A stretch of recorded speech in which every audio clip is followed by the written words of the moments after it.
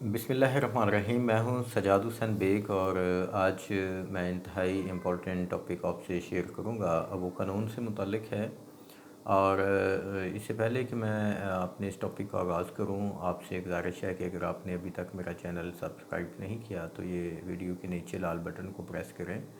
میرا channel subscribe ہو جائے گا اور اس طرح آنے والی تمام جو ویڈیوز ہیں یا جو لیکچرز ہیں وہ آپ کو براہ راست ملتے رہیں گے۔ آج کا جو ٹاپک ہے اس کا عنوان ہے بیلیبل اوفینسز اور نان بیلیبل اوفینسز۔ ہم یہ دیکھیں گے کہ بیلیبل اوفینسز کون کون سے ہوتے ہیں، نان بیلیبل اوفینسز کون کون سے ہیں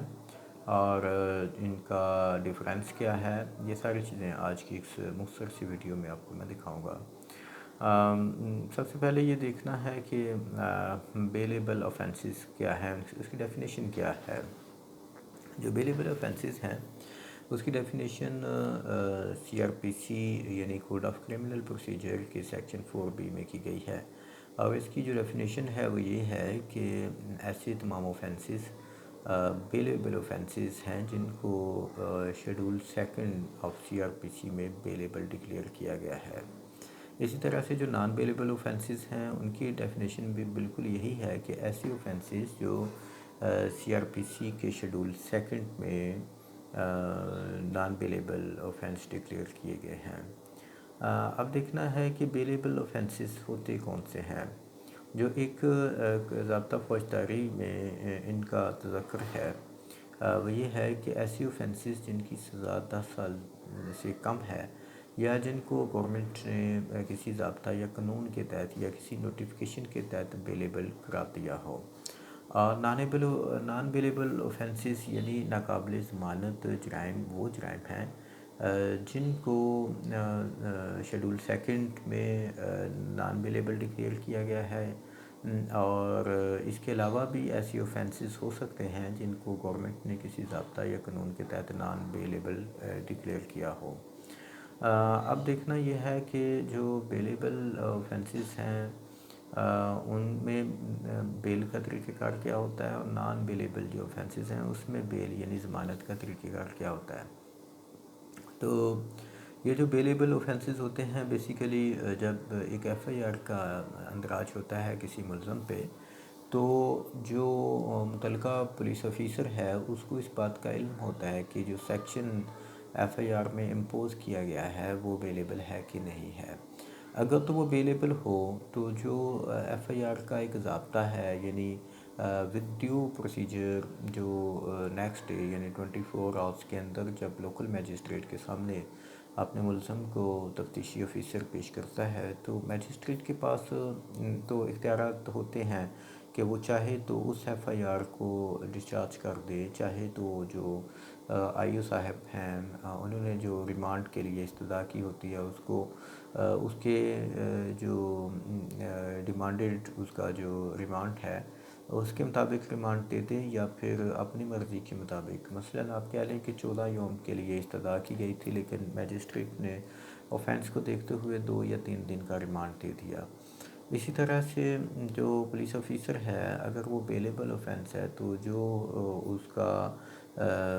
ریمانڈ پیپر ہوگا اس کے اوپر یہ ڈپکشن دینا تفتیشی آفیسر کی ذمہ داری ہوتی ہے کہ وہ بیلیبل اوفینس کو بیلیبل ڈکلیئر کرے، لکھے، اور اس میں جو اس کا جو ایشورٹی بنتی ہے یا جو مچلکہ بنتا ہے جتنی مالیت کا اس کے بارے میں بھی اس کو ڈپکٹ کرے۔ اب یہ جو ملزم کے وارثان ہیں اگر وہ اسی دن عدالت میں پیش ہو کے مچلکہ دے دیتے ہیں یا جو ایشورٹی ہے وہ سبمٹ کروا دیتے ہیں تو ملزم کو موقع پہ رہا کر دیا جاتا ہے، بصورت دیگر جو میجسٹریٹ صاحب ہیں وہ بھجوا دیتے ہیں اس کو جیل میں، یا ان کو پولیس اسٹیشن واپس بھی بھجوا سکتے ہیں۔ یہ عدالت کا اپنا طریقہ کار ہوتا ہے۔ اس کے بعد باری آتی ہے نان بیلیبل اوفینسز کی۔ نان بیلیبل اوفینسز جو ہیں بیسیکلی ایسی اوفینسز ہیں جس کی پنشمنٹ 10 سال سے زیادہ ہے۔ تو ایسے اوفینسز کے لیے بھی 2 طریقہ کار موجود ہیں۔ طریقہ کار تو ویسے بھی جو بیلیبل اوفینسز ہیں اس کے لیے بھی پروسیجر کے لحاظ سے اور نان بیلیبل اوفینسز میں بھی پروسیجر کے لحاظ سے ایک چیز بہت مشترک ہے، وہ ہے پری اریسٹ بیل کے حوالے سے۔ یعنی FIR ہونے کے بعد اگر جو اکیوزڈ پرسن ہے وہ چاہے کہ وہ بیل بیفور ریسٹ کروانا ضروری سمجھتا ہے تو وہ سیشن جج کی عدالت سے گرفتاری سے قبل ضمانت اپنی کروا سکتا ہے، جو نیکسٹ ڈیٹ کے بعد یا اس کے اگلی ڈیٹ کے بعد کنفرم ہو جاتی ہے یا نہیں بھی ہوتی، یہ کیس ٹو کیس ڈیپینڈ کرتا ہے۔ جبکہ آگئی بات نان بیلیبل اوفینسز میں اس صورت میں جب آدمی کی گرفتاری ہو چکی ہوتی ہے، گرفتاری ہونے کے بعد جو متعلقہ ایکیوزڈ پرسن ہے وہ بعد از گرفتاری کی جو ضمانت ہے اس کو وہ سیک کرتا ہے، جس کا طریقہ کار وہی ہے کہ 497 کے تحت اپلیکیشن فائل کی جاتی ہے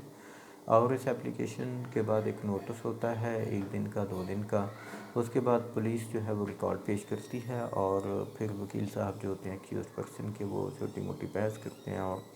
عدالت اگر ضروری سمجھے کہ اس اوفینس میں اس کی بیل گرانٹ ہونا ضروری ہے تو بیل گرانٹ ہو جاتی ہے، اگر عدالت سمجھے کہ اس کی بیل ہونا ضروری نہیں ہے تو عدالت اس کی بیل نہیں بھی لے سکتی۔ لیکن صورتحال جیسی بھی ہو، عدالت نے 2-3 چیزوں کو بہت ضروری دیکھنا ہوتا ہے۔ ایک تو یہ دیکھنا ہوتا ہے کہ یہ جو اکیوزڈ پرسن ہے اس کی ایبسکونڈنس کے کہیں امکانات تو نہیں ہیں، مثلاً اگر جو ملزم ہے اس کے بھاگ جانے کے امکانات ہوں یا یہ ثابت ہو رہا ہو کہ یہ پراسیکیوشن کی جو ایویڈنس ہے اس کے اوپر افیکٹ کرے گا یا پھر ریپیٹیشن آف کرائم بھی کرے گا، یعنی اسی طرح کا جرم جو ہے یہ جا کے بعد میں بھی کر سکتا ہے، یا جو معزز عدالت ہے اس کے نوٹس میں یہ بات آ گئی ہو کہ یہ جو اکیوزڈ ہے یہ بیسیکلی ہیبیچول افینڈر ہے، یعنی پہلے بھی یہ جرائم کرتا ہے اور اس دفعہ بھی یہ جرائم کرے گا اور ایبسکانٹ ہو جائے گا، اس لیے جو معزز عدالت ہے وہ ضروری نہیں کہ نان بیلیبل اوفینسز میں بیل دے، وہ بیل ریجیکٹ بھی کر سکتی ہے۔ یہ چیزیں جو ہیں وہ اصلاحات سے آپ کے علم میں ہونا بہت ضروری ہیں۔ جو بیلیبل اوفینسز ہیں اس میں بیل سیکشن 496 کے تحت ہوتی ہے اور وہاں پہ جو بیل ہے وہ ایز اے رائٹ گرانٹ کیا جاتا ہے، ایز اے کنسیشن گرانٹ نہیں کیا جاتا، جبکہ جو نان بیلیبل اوفینسز ہیں ان میں جو بیل ہے وہ ایز اے کنسیشن گرانٹ کی جاتی ہے، ایز اے رائٹ اس میں گرانٹ نہیں کی جاتی۔ تو یہ ان دونوں کا ڈفرینس تھا، وہ میں نے آپ کے سامنے بیان کیا ہے۔ امید ہے کہ آج کی جو یہ چھوٹی سی ڈسکشن ہے آپ کے لیے فائدہ مند ثابت ہوگی۔ اس کے ساتھ مجھے اجازت دیجیے گا، میرا بس یہی کہنا ہے کہ اگر آپ نے چینل سبسکرائب نہیں کیا تو کائنڈلی چینل سبسکرائب کریں تاکہ آنے والے جو ویڈیوز ہیں وہ آپ کو بر وقت ملتی رہیں۔ اپنا خیال رکھیے گا، اللہ آپ کا حامی ناصر ہو، خدا حافظ۔